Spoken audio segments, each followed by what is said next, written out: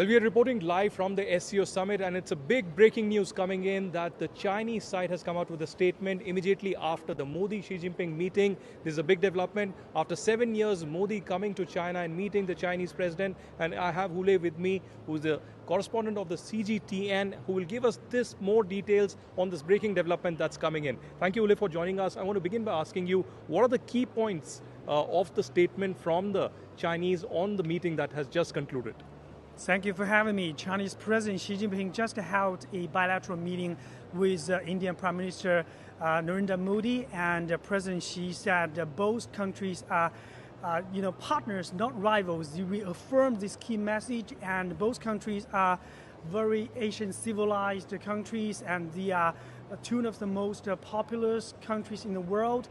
They are both members of SCO as well as BRICS, so the countries should move forward and to boost their bilateral ties. This year marks the 75th year of diplomatic relations between China and India, and the two countries should boost the collaboration as key members of global South. So this shoulders the responsibility of upholding the multilateralism and global collaboration. You know, over the last 5 years, Wu Lei, we have had unfortunate developments in Galwan. There were clashes that happened, and there have been meetings on the boundary question as well. Your foreign minister Wang Yi was in New Delhi. He met Ajit Doval. So is there anything on the statement on the boundary question? Do you think such impediments were discussed as well?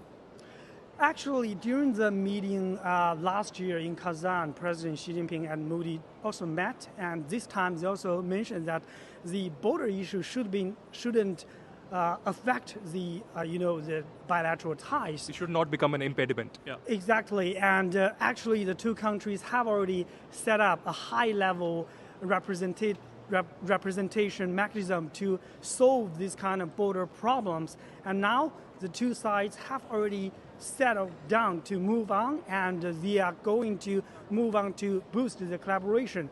And also the direct flights between China and India will resume. More tourism, collaboration, cultural exchanges are expected. Well, yes, it's a big development. That people-to-people contact is being reaffirmed by both the leaders of India and China. That's the latest we're picking up. One important question is also about the tariffs that's coming in from the US side. Continuous tariffs on India. Before that, it was tariffs on China. Do you think there would be more economic cooperation also between India and China in the coming days? It's perhaps time that India and China engage much more economically, and also perhaps at the platform of the SCO.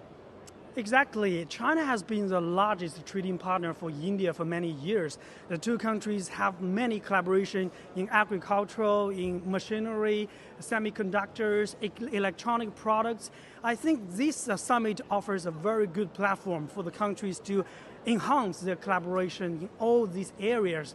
As the two of the largest developing countries, the two countries have many opportunities to enhance their collaboration. So I believe that this platform offers very good opportunity for these countries to sit together, to uphold the multilateralism and continue the collaboration in different areas. Okay, India, China on a renewed path of diplomacy. One final question to you.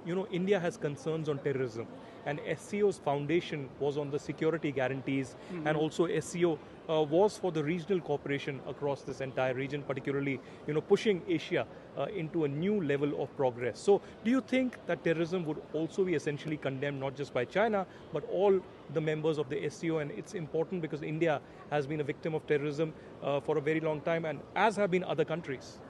Exactly. The SCO was firstly founded to counter terrorism, separatism, extremism.